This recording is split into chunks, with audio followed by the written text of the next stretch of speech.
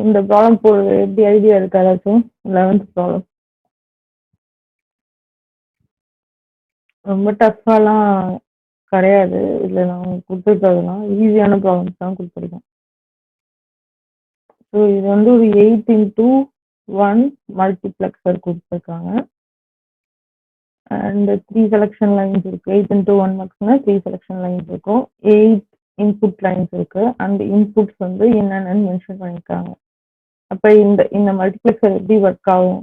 இந்த 3 selection லைன்ஸ்க்கு 8 combinations இருக்கும் இல்லையா? பைனரியில் எழுதும்போது 8 காம்பினேஷன்ஸ் இருக்கும். ஸோ அந்த 8 காம்பினேஷன்ஸ்க்கு 0லேருந்து 7 வரைக்கும் காம்பினேஷன்ஸ் இருக்கும். ஸோ 0ன்னு இருக்கும்போது I0 செலக்ட் ஆகும். 7 இருக்கும்போது I7 செலக்ட் ஆகும். ஸோ இடையில இருக்கிறது 1க்கு I1 அந்த மாதிரி செலக்ட் ஆகும். இப்போ இந்த பின்ல ஏதாவது ஒரு பின் இங்கே எஃப்ல நமக்கு அவுட்புட்டா கிடைக்கும். அதுதான் அதுக்கு மீனிங். இப்போ இதை பார்த்துட்டு அப்போ இந்த I0 to I6 வரைக்கும் 1ல இருக்கு. இப்போ இந்த எஃபோட அவுட்புட் இப்படி எழுதலாமா?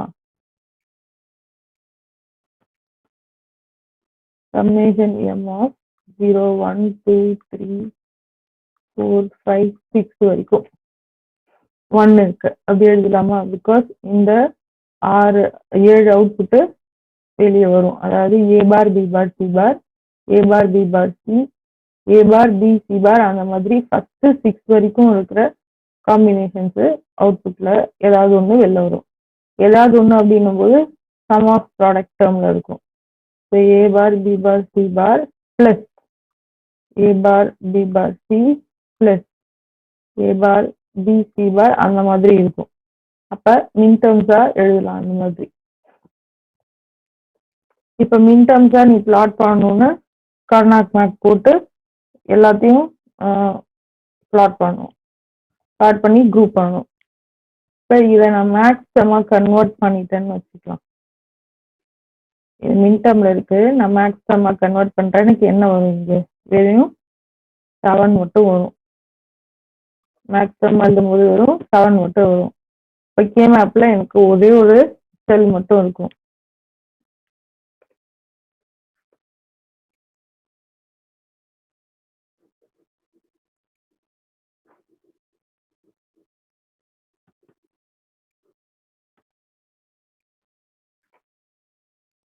இது கே மேப் போட்டால் ஒரே ஒரு செல் மட்டும் இருக்கும்ல. போட்டு பார்த்தோம். ABC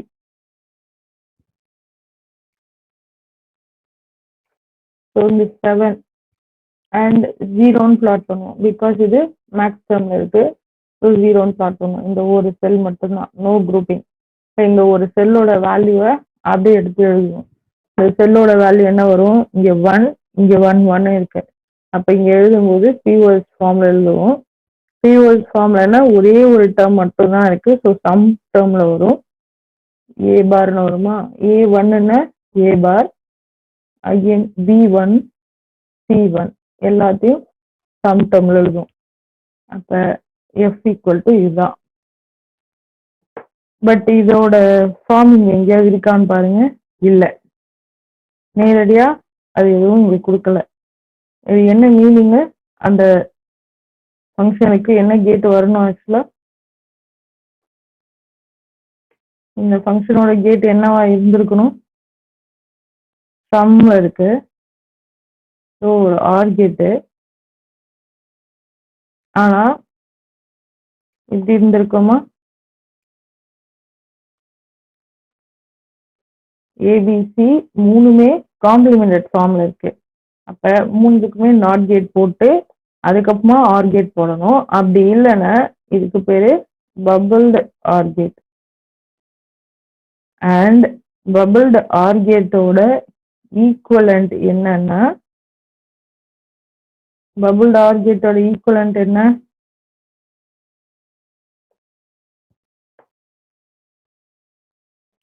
NAND gate.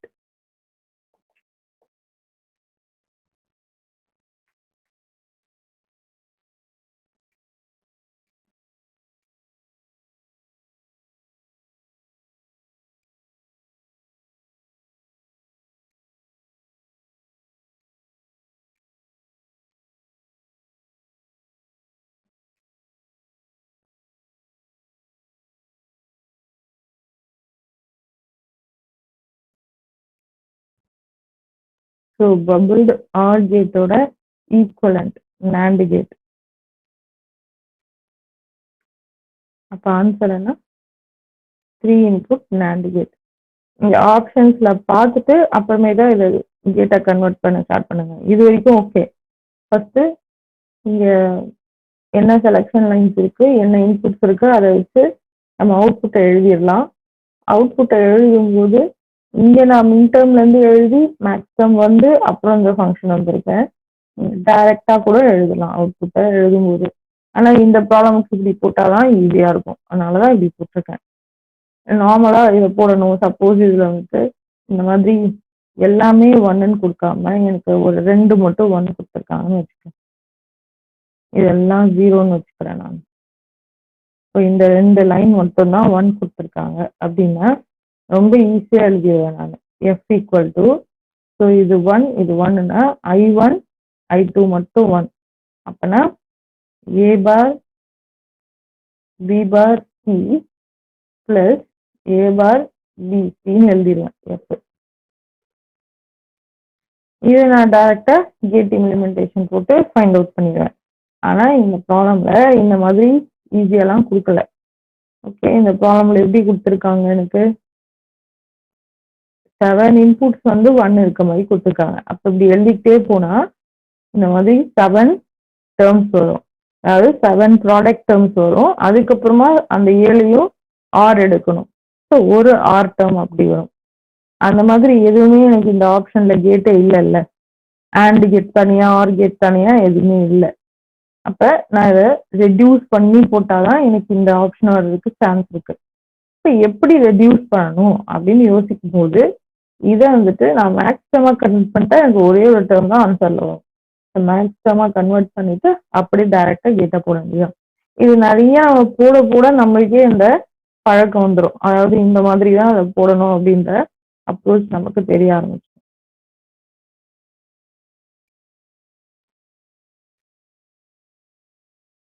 என்ன ஆன்சரா இருக்கும் இந்த கொஸ்டினுக்கு? 12th question. If A and B are 2-bit numbers each, then the number of combinations for which both A and B are equal. A ஒரு 2-bit,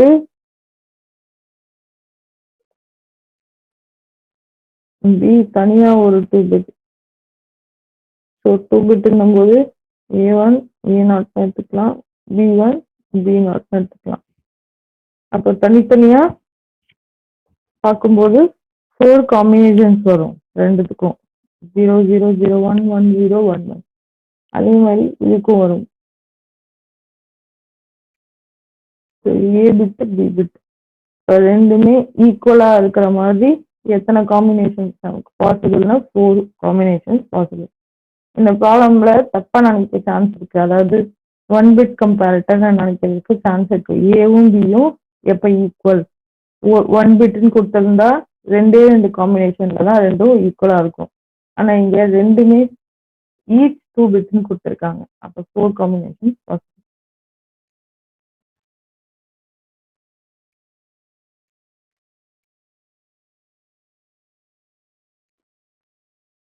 என்ன கேட்டு பார்த்த உடனே இது என்ன சர்க்கியூட் அப்படின்னு நமக்கு தெரியணும்.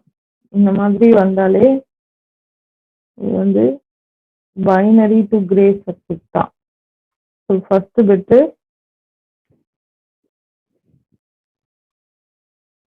Y1 Y2 Y3 first bit அப்படியே எழுதியிருக்கோம் X1. அடுத்து X2க்கு எப்படி எழுதியிருக்கோம்னா இது ரெண்டுத்தையும் எக்ஸ்ட்ரார் பண்ணியிருக்கோம். அடுத்து இது ரெண்டுத்தையும் எக்ஸ்ட்ரார் பண்ணியிருக்கோம். இந்த மாதிரி டாப் எக்ஸ்ட்ரார் வருதுன்னு சொன்னா தென் அது வந்து பைனரி டு கிரே. அப்ப எனக்கு ரிசல்டன்ட் வந்து கிரே கோட்ல இருக்கு. இந்த மாதிரி சிம்பிள் கொஸ்டின்ஸ் கூட கேட்கலாம். How many inputs and outputs does a full adder have? So full ஆடருக்கு இன்புட் எத்தனை இருக்கும், அவுட்புட் எத்தனை இருக்கும்? அவுட்புட் எப்போதுமே எல்லா ஆடருக்குமே 2 தான். கம் கேரி இன்புட் தான் சேஞ்ச் ஆகும். ஹாஃப் ஆடர்னா வெறும் 2 பிட் மட்டும், ஃபுல் ஆடர்னா 3 பிட். So 3 and 2. ஸோ எப்போதுமே கொஞ்சம் யோசிச்சு அப்படியே எழுதுற மாதிரி கொஸ்டின்ஸ் தான் கேட்பாங்கன்னு அவசியம் இல்லை. இந்த மாதிரி ஈஸியான கொஸ்டின்ஸ் கூட கேட்பாங்க.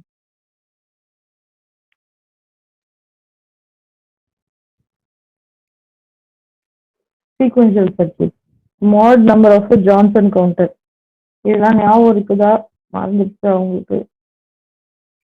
ரிங் கவுண்டர், ஜான்சன் கவுண்டர்லாம் பார்த்தோம்.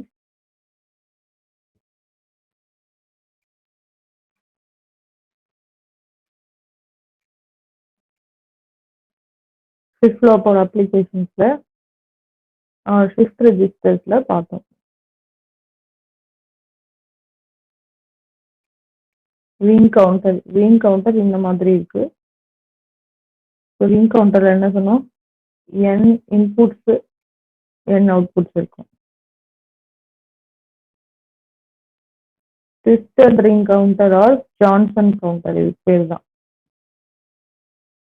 ஸோ இதுல வந்துட்டு n இன்புட்ஸ் கொடுத்தா 2n அவுட்புட்ஸ் இருக்கும். 2 பவர் இல்லை, 2 இன்டூ n அவுட்புட் ஸ்டேட்ஸ் இருக்கும். அப்போ ட்வைஸ் ஜான்சன் கவுண்டர் தான் நமக்கு கேட்டிருக்காங்க. Johnson counter or twisted ring counter. Counter படிச்சாதான் நமக்கு இந்த கொஸ்டின் ஆன்சர் பண்ணுவோம்.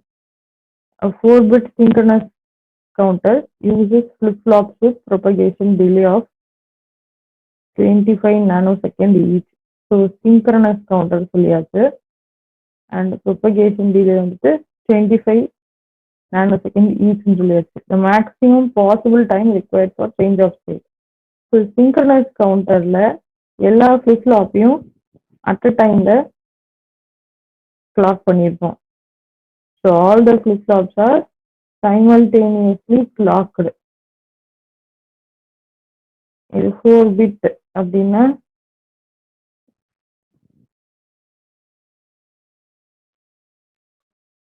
4 flip-flop இருக்கும். இதோட கிளாக்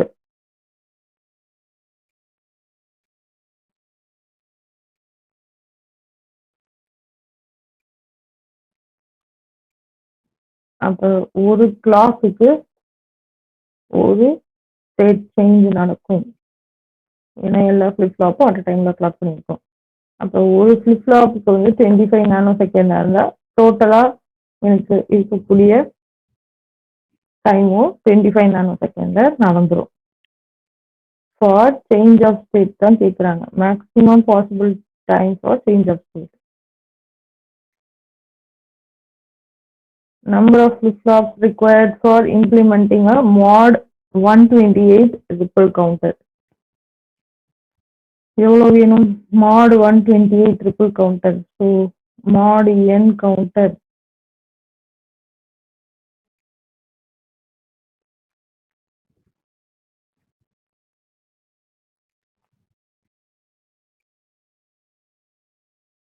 இப்போ வந்துட்டு mod 128ன்னு கொடுத்துருக்காங்க.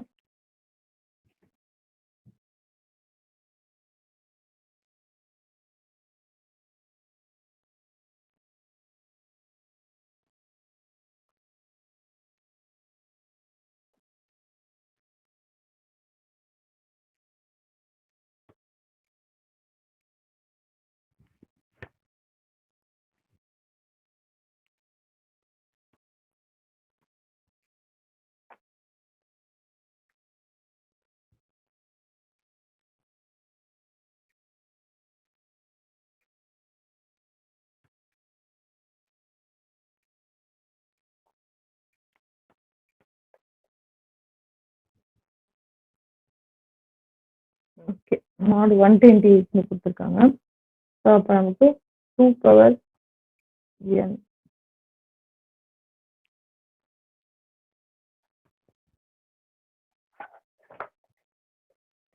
ஒரு நிமிஷம் போட்டுட்டு இருங்க, வரேன்.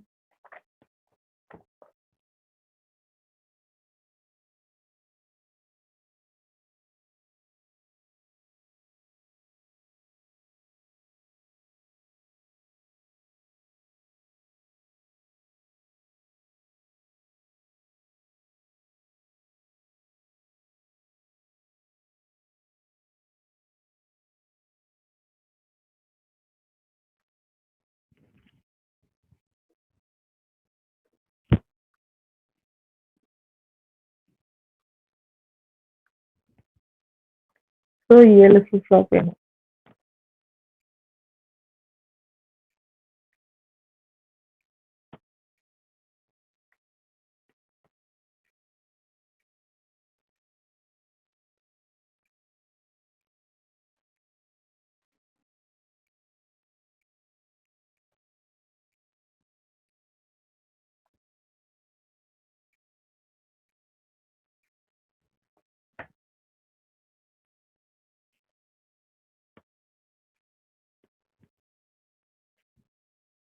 இந்த கொஸ்டின் பாருங்க. 1 megahertz clock signal is applied to JK flip-flop with J equal to K equal to 1. What is the frequency of the flip-flop output signal? So இந்த மாதிரி கொஸ்டின்லாம் வரும்போது செமையாக கன்ஃபியூஸ் ஆகிடும். ஏதோ டிஃப்ரெண்ட்டாக ஃப்ரீக்வன்சி அது இதெல்லாம் கேட்டிருக்காங்க அப்படின்ட்டு. ஆனால் அது ஒன்றும் இல்லை, ரொம்ப ஈஸியான கொஸ்டின் தான். என்னன்னு சொன்னால், நம்மளோட இன்புட்டோட ஃப்ரீக்வன்சி வந்துட்டு 1 megahertz.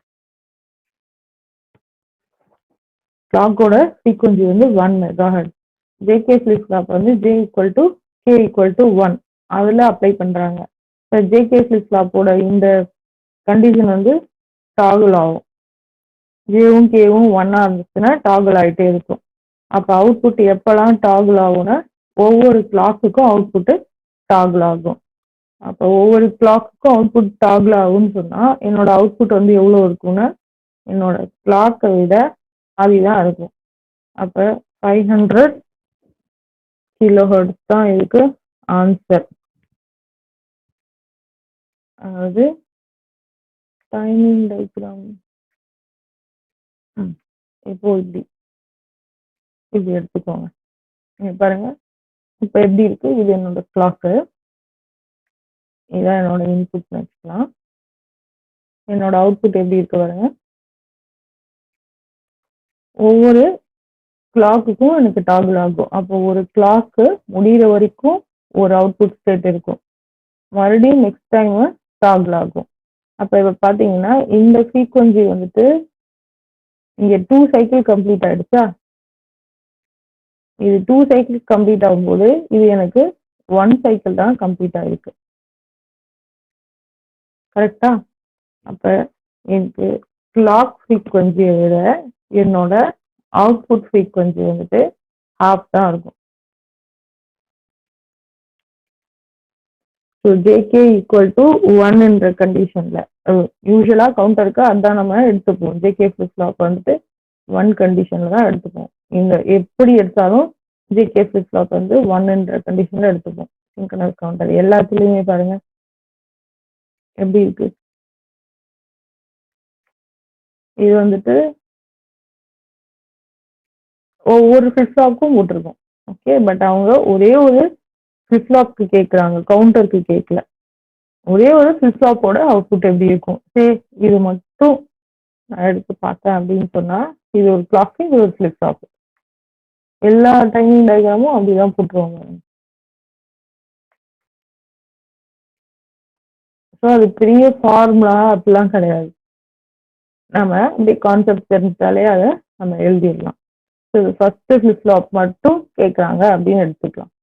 அதுலேயே 2 ஃபிளிப் ஃப்ளாப் இருக்கு அப்படின்னா ஃபர்ஸ்ட் ஃபிளிப் ஃப்ளாப்பு பாதி இருக்கும், அடுத்த ஃபிளிப் ஃப்ளாப்பு அதுலேயும் பாதி தான் இருக்கும். ஃபர்ஸ்ட் ஃபிளிப் ஃப்ளாப் தான் செகண்டுக்கு இன்புட்டு, அப்போ இதில் பாதி தான் செகண்ட் ஃபிளிப் ஃப்ளாப்போட ஃப்ரீக்வன்சியாக இருக்கும்.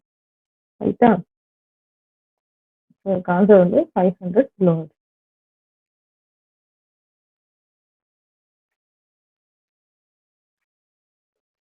இதுவும் அதே தான். டி ஃபிளிப் ஃப்ளாப், இது வந்து D flip flop.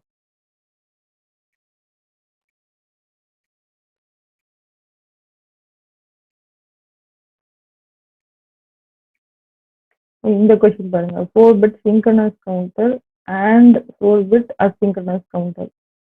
propagation delay 20 இருக்குது. synchronous counterக்கு ஒரு கிளாக் ஸ்டேட் சேஞ்ச் ஆயிரும். அசிங்க்ரனஸ் கவுண்டருக்கு 4 பிட்னா 4 கிளாக் தேவைப்படும். ஒரு கிளாக்குக்கு 20 நானோ செகண்ட், இதுக்கு 80 நானோ செகண்ட். அப்போ 20 அண்ட் 80 நானோ செகண்ட் தான் ஆன்சர். கொஷினா படிச்சுக்கோங்க அப்புறமேட்டா. ஓகே. ப்ரொபகேஷன் டிலே பத்தி கேக்குறாங்க. சிங்க்ரனஸ் கவுண்டர் எப்படி இருக்கும், அசிங்க்ரனஸ் எப்படி இருக்கும்னு கேக்குறாங்க. Which of the following Johnson counter can be implemented with 7 flip-flops? So Johnson counterக்கு n input இருந்தா 2n output. இப்போ 7 flip-flopனா n வந்து 7. அப்போ இது வந்து 14. mod 14. Next state for SR flip-flop equation இதுதான். இதெல்லாம் பார்த்துக்கோங்க. இது வரைக்கும் படிச்சிருப்பீங்களான்னு எனக்கு தெரியல. ஈக்குவேஷன் இதான் SR flip-flop, excitation equation or characteristic equation. இது JK flip-flop. JK flip-flop-ஓட equation Qn plus 1 is equal to J bar Qn plus K bar Qn. படிச்சிருக்க மாட்டீங்க, அதெல்லாம் படிங்க இனிமேட்டு. ஸோ J bar பற்றி எதுவும் கொடுக்கல, அப்படியே வச்சுக்கலாம். Qn வந்துட்டு 1ன்னு கொடுத்துருக்காங்க. So 1 plus K bar, K வந்து 0ன்னு கொடுத்துருக்காங்க. So K bar 1, again Qn 1. அப்போ இதுக்கு J bar plus 1, anything plus 1 is 1. Answer வந்துட்டு 1.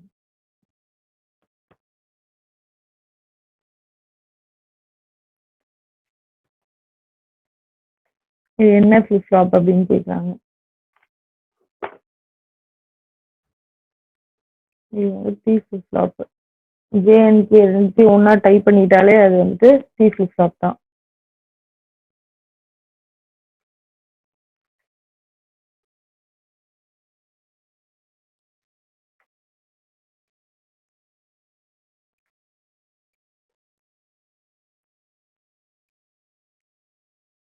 And characteristic equation of its triggered T flip-flop or T flip-flop ஓட characteristic equation இதுதான்.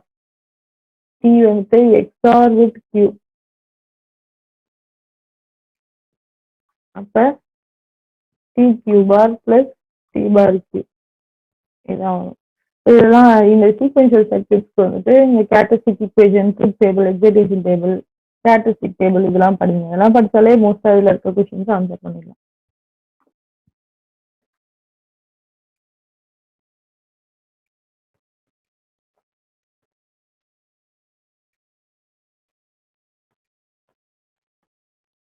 ஆக்சுவலாக இதை நான் சால்வ் பண்ணியிருக்கேன், சொல்யூஷனும் கொடுத்துட்டேன்.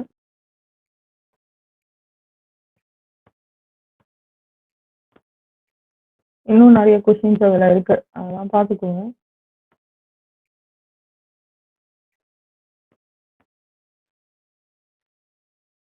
இந்த மாதிரி கொஸ்டின்ஸ் கூட வரும். ஸோ இந்த கொஸ்டின்ல வந்து ஐடென்டிஃபை த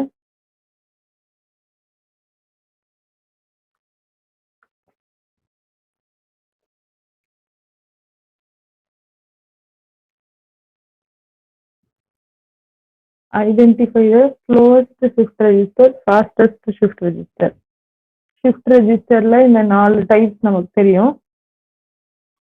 அதில் ஸ்லோவஸ்ட் ஃபாஸ்டஸ்ட் எதுன்னு கேட்குறாங்க. ஸ்லோவஸ்ட் எதுவாக இருக்கும்? ஒன்று ஒன்றா டேட்டா இன்புட்டு, ஒன்று ஒன்றா டேட்டா அவுட்புட் ஆகிறது தான் ஸ்லோவஸ்ட்டாக இருக்கும். அப்போ சீரியல் இன் சீரியல் அவுட்டாக தான் இருக்கும். 2 ஆப்ஷனில் அது இருக்குது. ஃபாஸ்டஸ்ட் எதுவாக இருக்கும்? பேரலாக இன்புட் எடுத்து பேரலாக அவுட்புட் எடுக்குது. அப்போ இதுதான் ஆன்சராக இருக்கும். அந்த மாதிரி கொஞ்சம் கான்செப்ட்ல இருந்தும் கொஸ்டின்ஸ் இருக்கு. ஓகே, ஸோ மோஸ்ட்டாக சால்வ் பண்ணியிருப்பேன், பார்த்துக்கோங்க.